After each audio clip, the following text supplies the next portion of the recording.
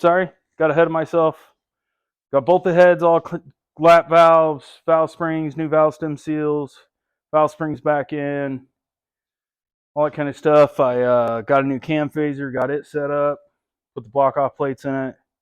I have tossed the heads back on, cleaned the block surface, everything, new head gaskets, new bolts. I'm getting ready to torque the bolt. Well, let me rephrase that. I torqued bolts and I've already spun them 90 degrees once. I got to spin them 90 degrees a second time.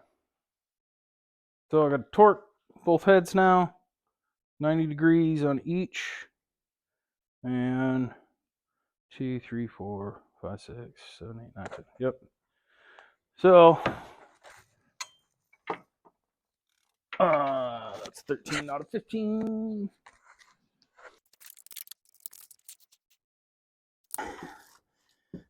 New bolts that I hate. And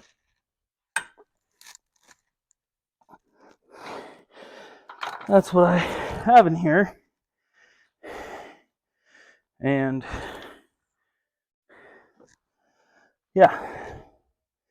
Okay. Heads are torqued. So 30 foot-pounds, 90 degrees. To the other side, 30 foot-pounds, 90 degrees. Let them set. Got new spark plugs coming.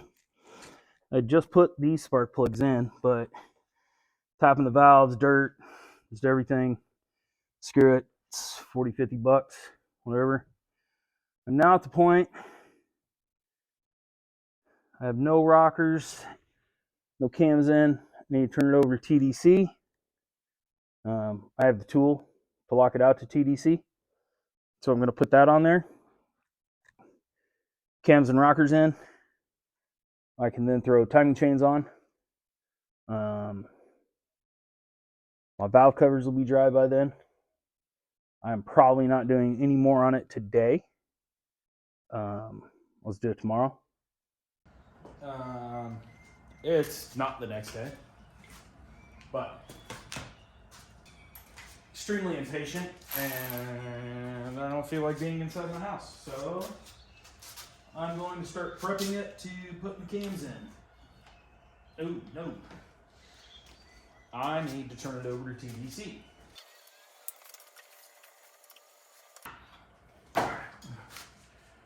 Now that's on TDC. So this is all pretty normal stuff. Most people know it. I'm going to turn some music on.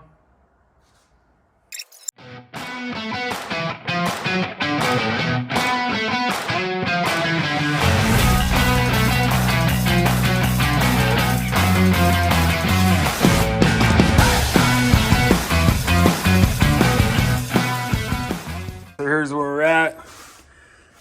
Timing chain guide plates are on, tensioners are in, chains are in, cam phasers are on and torqued. Both of them. All the valves lined up. There at the end, what you saw was I had to get a tool. One of the cam phasers popped off, and I have the tool to push down on the valve. And you can put the cam phaser back up in a position and then release the valve. That's all I had to do there. Nothing real major, but timing marks lined up. Timing marks lined up. The motor did rotate some. It was supposed to go back counterclockwise a little to technically be lined up all the way around. But so tomorrow I'll get the front cover on, get valve covers on, get everything cleaned up, get the intake back on, get all that stuff done. I got to get the bolts in the back of each cylinder head, some grounds, and a bracket over there. Yeah, not bad.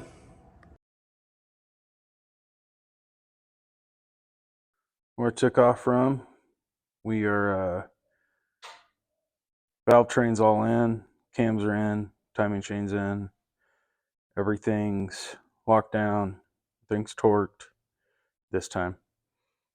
All the lifters are lined up, everything like that. So we are gonna get to just putting it back together. And what I'm gonna do Set that up right there. Then out of my pile of bolts over here.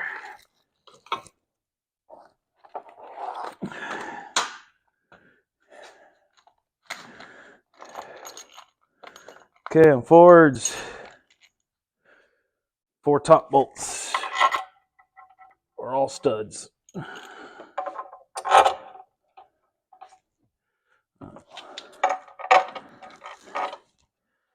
You only actually need 2 of them to be studs, but if you put the 4 top ones as studs, everything stays out of your way on all the other bolts. And it works out really good. There is a torque sequence to this. There's a torque spec to these. I don't think I've ever went by it. So what I do,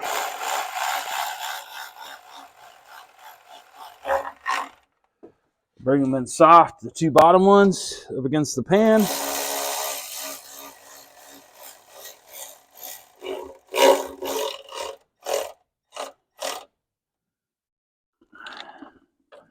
And then the one right above the crankshaft.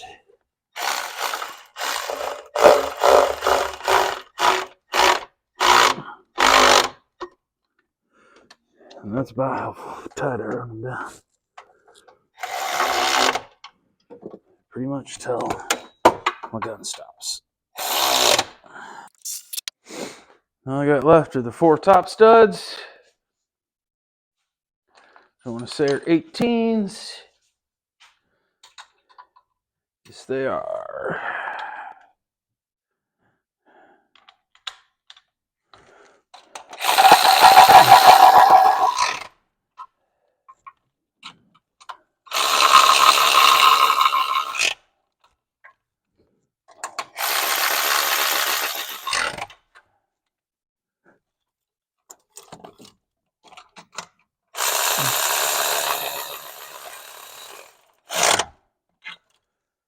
Okay.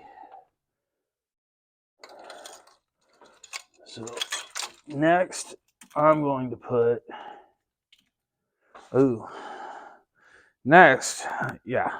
going to put the studs and the bolts back in the back of the heads before I forget, because I have a ground on this one. Gotta love Arizona's bipolar weather. You know, yesterday, this time of day, it was like 50.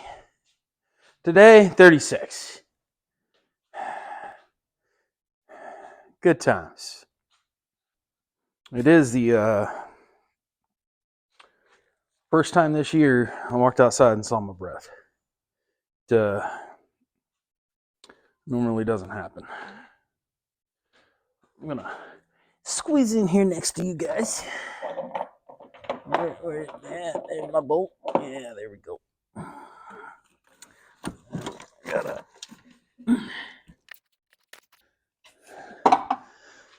Okay, that one's on and tight. Next, we're gonna put on the crossover tube. You just have to remember which bolts they were. I don't know if they were those. That is a brace for the top of the alternator because there's only 2 lower bolts in it and the belt's pulling it outward and down. A lot of people like to get rid of those. Tabs are pretty thick, but this is also an aluminum block. I'm skeptical, so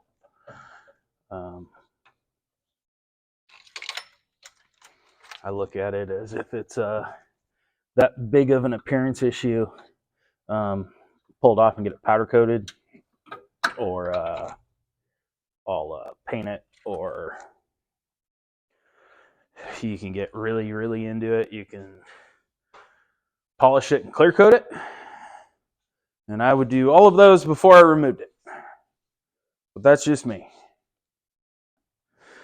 So now I'm cleaning the gasket right here off the front cover where the heads and the front cover meet, because just like the block in the other places, you have to silicone these.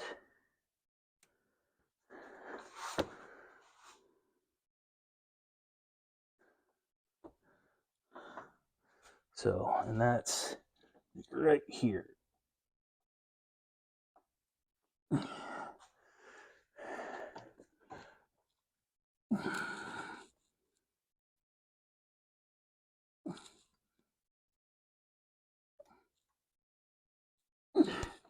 Always fun to do. Shove your hand down in there, yeah. Great times.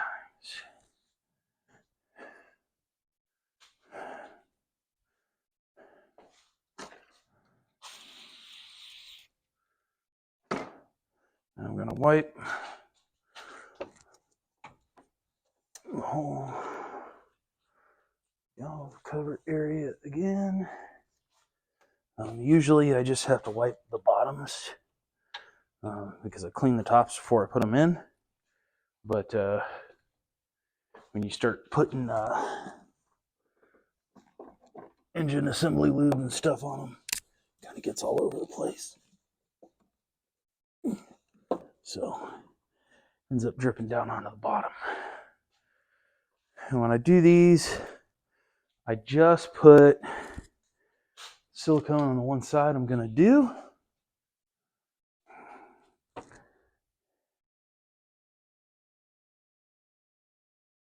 RTV silicone. What do you guys want to call it?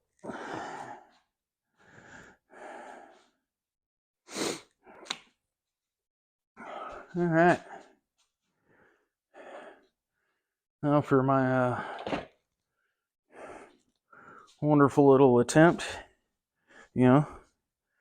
Williams Garage red valve covers.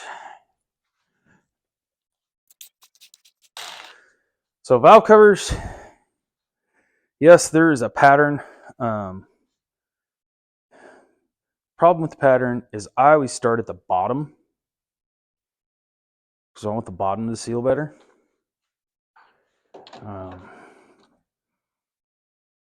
Basically, center, work your way out. One thing that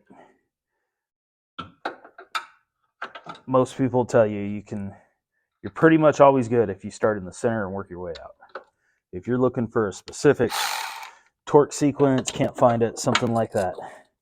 Center, work your way out, and you're usually almost always good.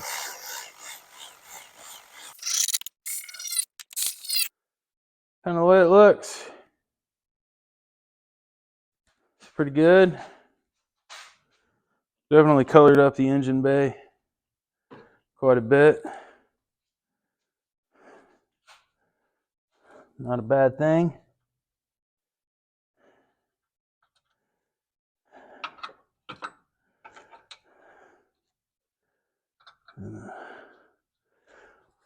Swap those in.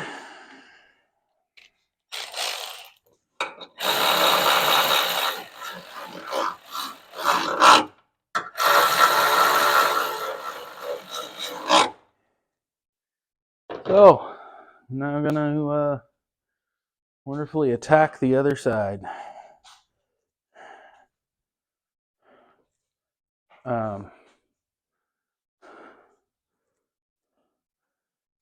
The harness sucks on these cars.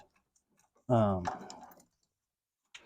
try to get up and around, and you're like pull them out of the way, all kinds of stuff.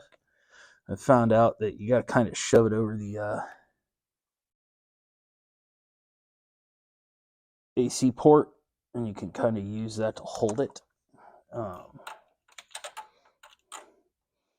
It works. You just got to be careful, because if you whack it too hard, ow, you'll you can bend the port, or you can create a leak in your system.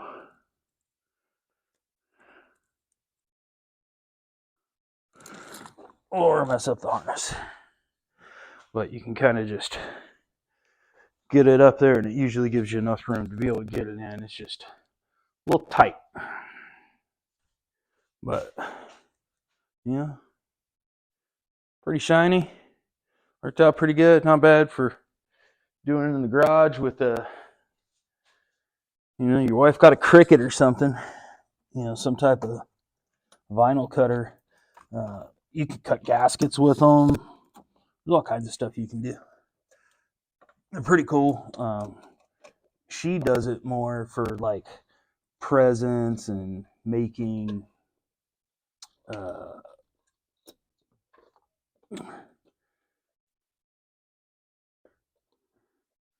coffee mugs and hats. So it's her friends that I don't know. For some reason, it's always here. It gets stored here. So whatever. But it stays here. She knows how to use it. We bought a heat press that works on hats and coffee mugs and clothing, shirts.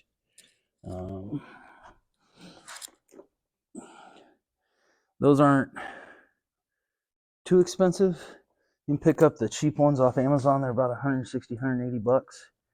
I think the one we bought, first off, I got a deal on it because I bought it from an auction site, but it was one of the ones off Amazon that was like $200, $250 because it had all the attachments. And that's the reason we bought it, was because it had all the attachments. So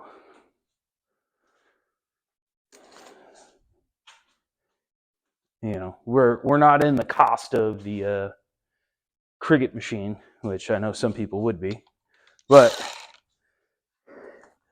after seeing everything she does with it and how much she does for me and everything like that, completely would spend money on that.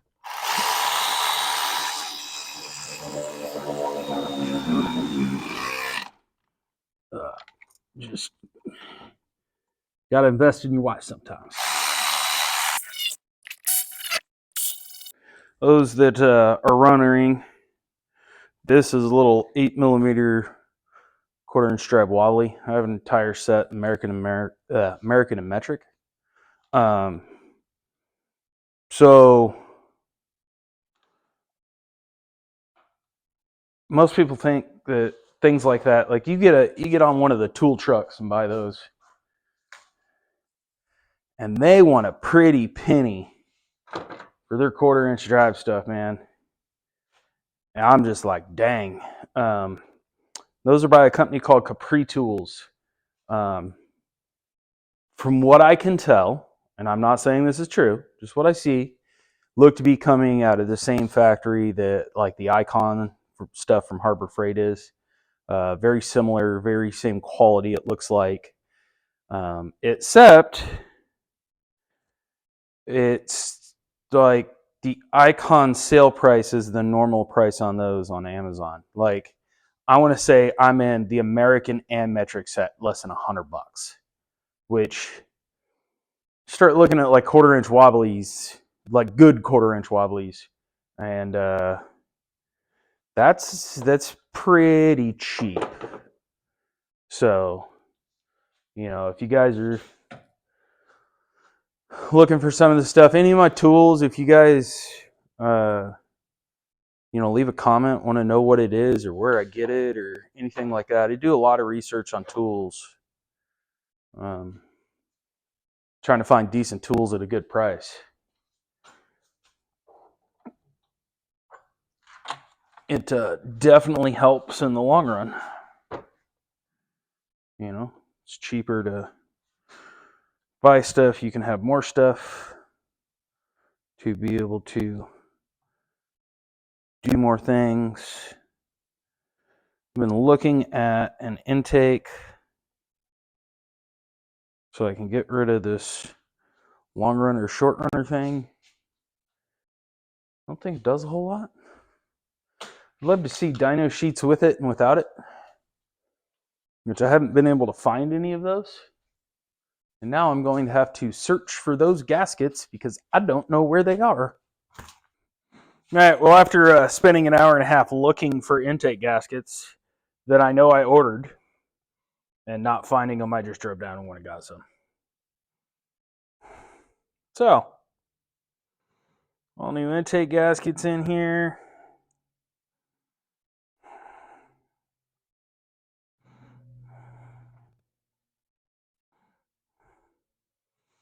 They're about ready. I'm gonna swap all this up out of the way. Maybe where I can put this thing down in there. And yeah. Fun times. Yay.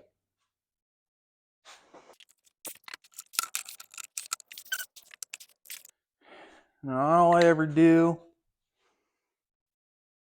is on these O-rings,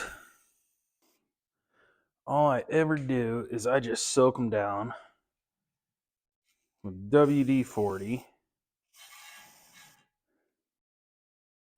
You use oil, you can kind of use whatever, but I always just take them right at the base, down here at the tips, just spray all those O-rings. Just makes them go in easier. Gives it a little bit of lubrication. And then I kind of wiggle and push. Seems to work out pretty good. Ow.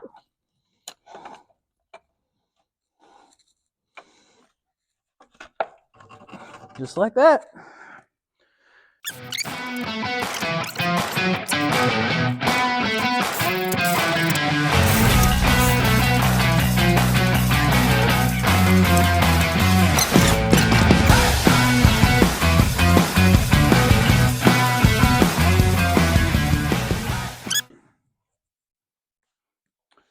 Don't let me forget to put oil in this thing. Please. Please remind me. Yell at the screen. Something. Because I'll be having a really, really bad day. I'm going to get all the coolant out. Like, you think it's a really cool design. And then it's like, oh, this thing is shit. Because it is just a pain in the ass to get to.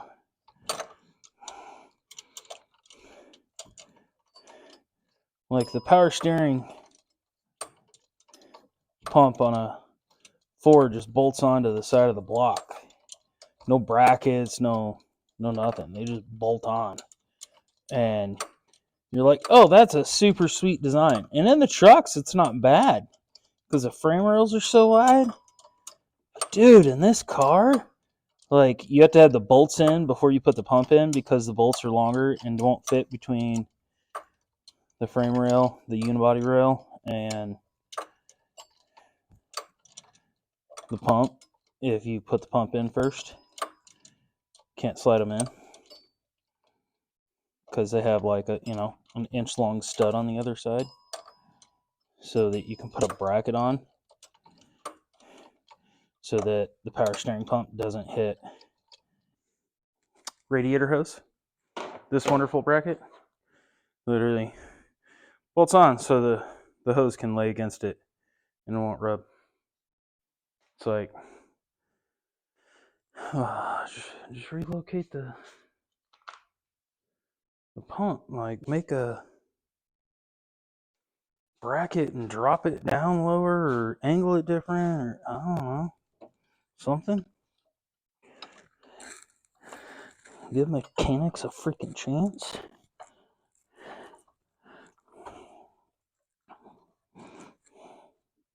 I worked for Ford and for a Ford dealership in the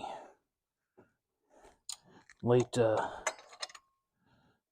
early 2000s, late 90s I was gonna say, but I mean I was working on late 90s stuff, a lot of 97, 98, 99, 2000 stuff, which was like really the time that everything went mod motor, because that was 97 body style expeditions. I don't know how many AC compressors I've done on those. Only did it for a few years and it was enough. I had a lot of AC compressors on this.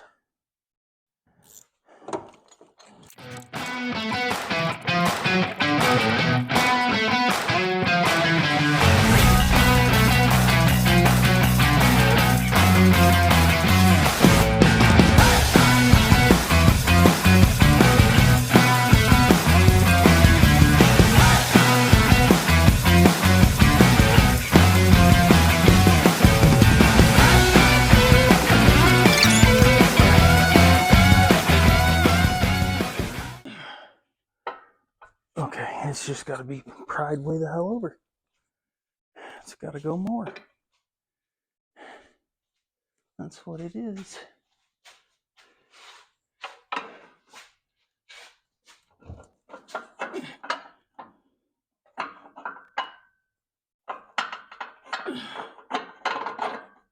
Yep. There we go. That lined right up. I'm just dumb. Don't try to force it, people.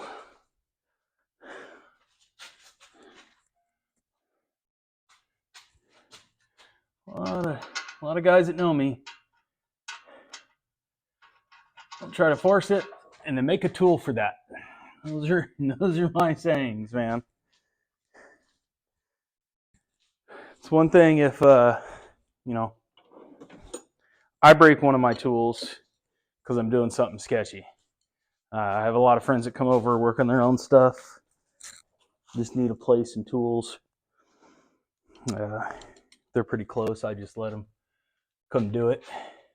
They're a good friend. And that's one of my rules is don't. Aww.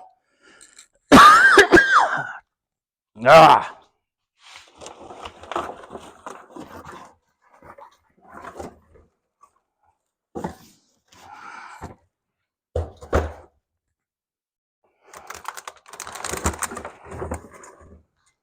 Is they make a tool for that. That is one of my biggest sayings to people. Because if I break one of my tools, that's on me. You break one of my tools, now I got to go get it warranted. Now I got to mess with it. I got to do all the stuff, and most of the time that's not stuff I want to do.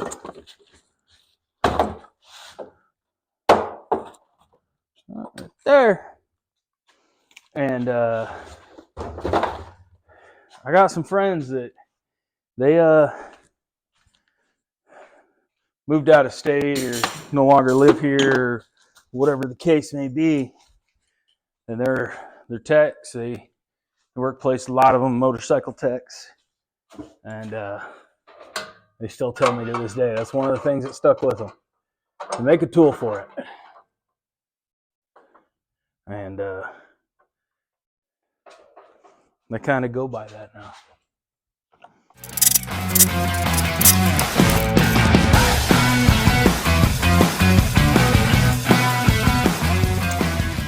Exhaust is back on. I'm gonna need to make sure we got everything. Hopefully this is the last time I gotta.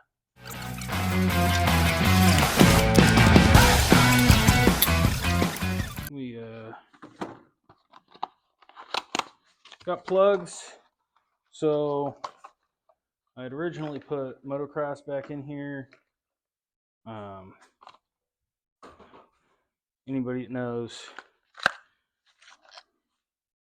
Ford 3 valves. Yeah, that's a masterpiece of a wonderful setup. Not at all. I'd originally put Motocrafts back in it. Motocrafts are $90 for a set of plugs. I got these, and they were $40 or $45, so considerably cheaper. And they're not a light. I mean, they're not.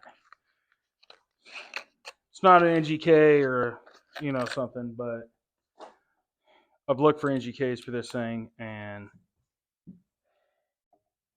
I think they're made, but they're super expensive too, or they weren't.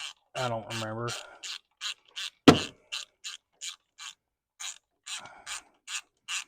But it just is what it is. I really wish they would have just sunk the spark plug hole down deeper. Probably would have saved a lot of problems in general. I'm not putting anti-seize on here because of how many had already put anti-seize on.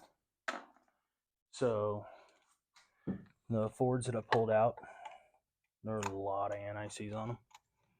So there's still a lot in the head. So I'm not super concerned about it getting balled up or anything. You can adjust the gap on these. It is extremely difficult, and basically you shouldn't have to. Really what it comes down to.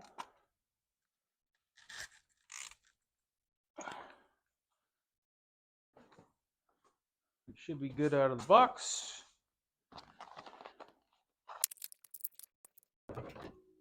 I'll put all the coils on now. Get myself a drink.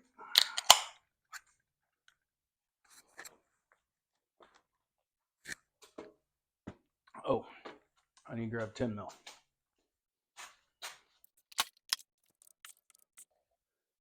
This thing takes 6 or 7 quarts. There's about 1.5 quarts in this. So we're going with like 7.5-ish. Hopefully that's pretty close. Next thing is, won't be in here very long. Probably be in about 500 miles. And then it'll get taken out. But I want the 40 weight.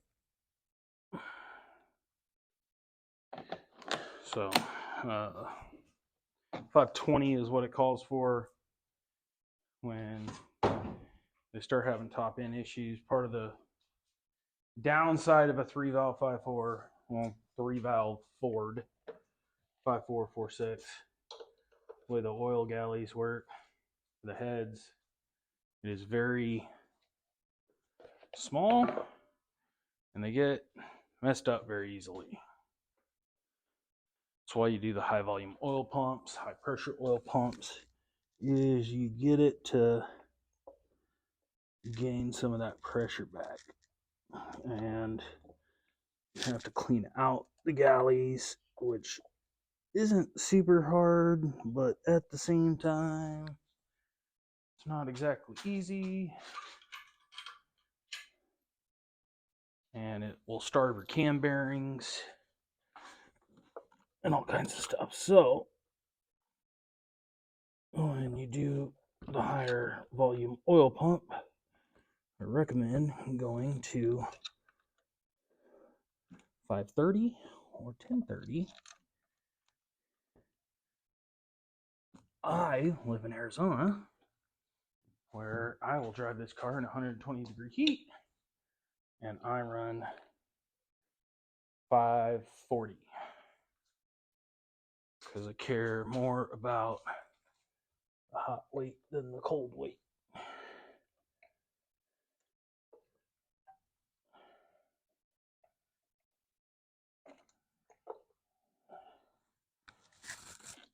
I've done a lot of work on these motors. And they do hit a point where they're just done. No matter what you do, you can't fix them. That's when you put a motor in them. And I try not to put a motor in them when at all possible. But if they're taken care of, you change your oil regularly, you get them at a low enough mile, they're not too bad to work on. Just gotta pay attention to them.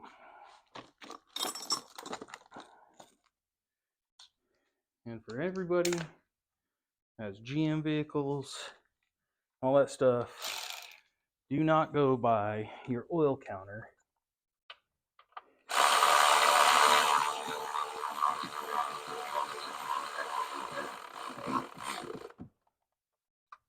Because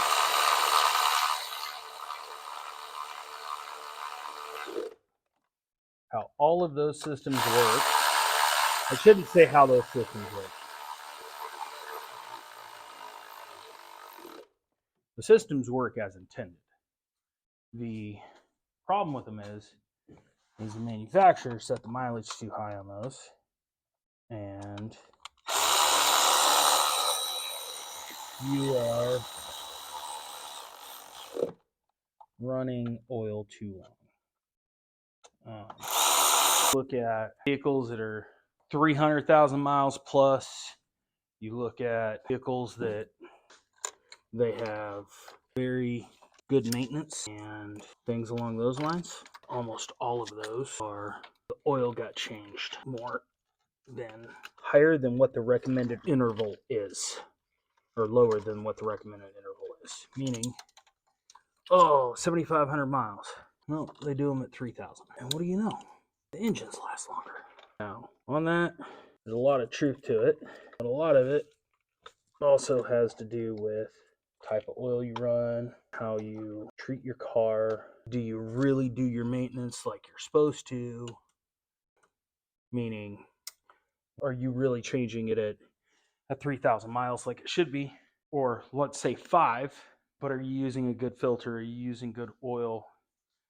Those are the things that are going to determine the longevity of your vehicle. And I know that the manufacturers tell you that it's actually longer, the oil lasts longer than it actually does, because it allows them to say maintenance per year is lower. And that is horseshit. I hate to say that, but it's the truth. And I really like Mobile One. Don't get me wrong, Mobile One is a very decent oil. Keyword there, decent. One of the things you can look into is oil lab testing. A lot of people that do it, and what I mean by that is oil lab testing is done by third parties, and those third parties are not necessarily paid by the people doing the testing, so their thoughts on the oil is non-biased. One thing I like about oil testing stuff. So Rotella is one of the only that do not, their testing was done and they did not change their formula afterwards, meaning, oh, it exceeded in these categories. Mobile One, everybody else, dude, they'll go back, take some of that stuff out, figure out their calculation, whatever it is, and have it tested again. Rotella did not do that with the T4, and I'm pretty sure it's the same with the T6. Not 100% positive, but it's pretty similar. You need to get one of those bolts. So they don't change their formula over that stuff. One reason why I like Rotella. I also like that you can buy it in, it pretty much only comes in gallons. You can buy it in quarts. It's just not super cost effective. But turn around and Rotella is very, I wouldn't say transparent, but very open about their stuff. And I like that because Same reason I kind of hate Tesla. And it's not that I hate Tesla because they're electric. I hate Tesla because you're taking my right of way to be able to fix my own vehicle. And you can do all kinds of searches online about that stuff. Oh, that VIN's been totaled. We won't even sell you lug nut covers if you're using that VIN. So I got an issue with that. Other than that, dude, Tesla is just like the other big three. They're an American-made company. They're built here in the U.S. That's a lot of people. It's a big thing to them, which shall say. I do love Made in America stuff. My problem with Made in America stuff is, one, I don't think the quality level is what it used to be. I think American companies have found out, we can make it cheaper and people will still buy it. There's all kinds of proof on that stuff. And on top of that, you don't really have most of the companies that anymore care about quality are privately owned. And I got no problem supporting mom and pop privately owned businesses. I think they're great. Essentially, all these people you see on YouTube, they're the same thing, man. It's a privately owned business. You watching and supporting is actually taking money back into the economy because a lot of this isn't made overseas. This content and stuff like that. They're buying American. They're sinking money back into their own, I shouldn't say American, but they're sinking their money back into their environment. If it's buying cars, if it's buying groceries, buying a house in your community, whatever it may be. But they're all businesses, so they're pretty much ran. So it's not bad to support local businesses, especially if you're about supporting them in your area type thing and they're local to you or anything along those lines. That's a great thing to do. And Tesla is American owned. They're built in an American owned company. It's just their outlook on basically I can tell you what you can and can't do with your vehicle. I got a really big problem with. I got that problem with the American government too. And what they're doing with all this EPA stuff and things like that. My outlook on it is different than most, but my example would be you take a vehicle, run it through emissions, CAT's installed everything. You are going to get a readout of numbers for what it's stating it is. You turn around and you could tune that thing and take the CATs off, create a freer flowing exhaust, and let's say you took it back and did the exact same test again. Why is it that you may come back with lower numbers and you're breaking the law? It is actually running cleaner, and you have the proof because you had what it was before. I don't know who you are. You had what the standard was before in your car, and now you're looking at the standards after you did a tune and whatever else you did. And I had this in backwards, and you could be lower on your hydrocarbons and NOx and all your stuff, but because you changed that factory tune, nope. It's kind of like Freon's a conspiracy.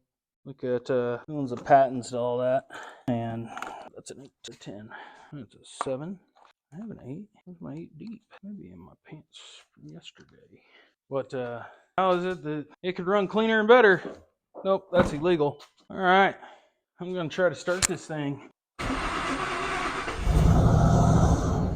That started right up. Yes, that was probably coolant and smoke and stuff in the cylinders. I got WD-40 in there, all kinds of stuff. We started up. Go get some coolant.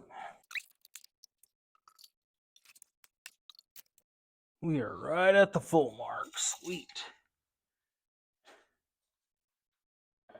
So, I think took 8 quarts. Because I'm at 2.5 left in that. Alright. I'm going to start this up, let it run. Hopefully no check engine light and it runs good.